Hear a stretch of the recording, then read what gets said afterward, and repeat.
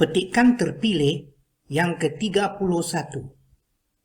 Malaysia, negara makmur yang diberkati pelbagai kelebihan, dan selagi masih ada kumpulan tertentu yang masih hidup melarat dalam kalangan kita, usaha untuk melepaskan mereka daripada kemelut sosioekonomi ini perlu diteruskan.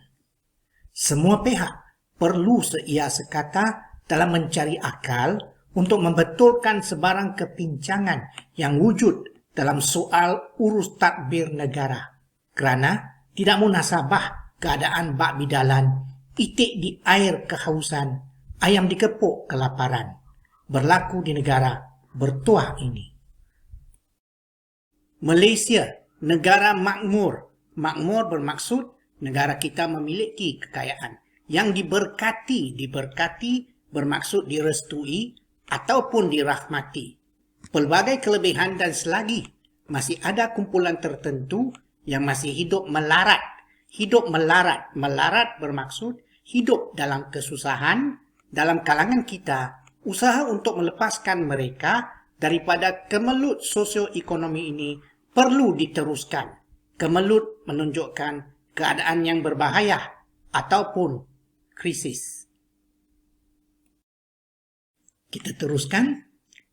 Semua pihak perlu seia sekata. Seia sekata maksudnya sepakat atau sependirian. Menunjukkan sama. Sependirian maksudnya semua orang berpegang kepada pendirian yang sama. Dalam mencari akal bermaksud mencari jalan ataupun memikirkan cara untuk membetulkan sebarang kepincangan ataupun kekurangan yang wujud dalam soal urus tadbir negara kerana tidak munasabah. Tidak munasabah maksudnya tidak boleh diterima akal ataupun tidak wajar. Kerana bak bidalan, itik di air kehausan, ayam dikepuk kelaparan. Maksud peribahasa itik di air kehausan, ayam dikepuk kelaparan ialah orang yang mendapat kesusahan atau penderitaan di negara sendiri sedangkan negaranya mewah ataupun kaya. Misal kata itik yang berenang di kolam penuh dengan air. Takkanlah itik itu dahaga ataupun haus.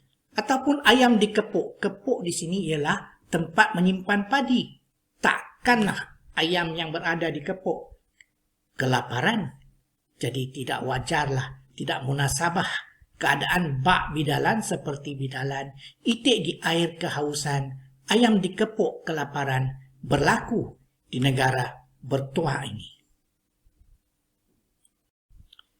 Kita sama-sama menghayati petikan ini sekali lagi. Malaysia, negara makmur yang diberkati pelbagai kelebihan, dan selagi masih ada kumpulan tertentu yang masih hidup melarat dalam kalangan kita, usaha untuk melepaskan mereka daripada kemelut sosioekonomi ini perlu diteruskan. Semua pihak perlu seia sekata dalam mencari akal untuk membetulkan sebarang kepincangan yang wujud dalam soal urus tadbir negara kerana tidak munasabah keadaan bak bidalan, itik di air kehausan, ayam dikepuk kelaparan berlaku di negara bertuah ini. Jadi ingat, negara kita yang diberkati berbagai jenis kekayaan tidak sepatutnya mempunyai rakyat yang hidup bawah paras kemiskinan. Sekianlah. Selamat Madu Jaya.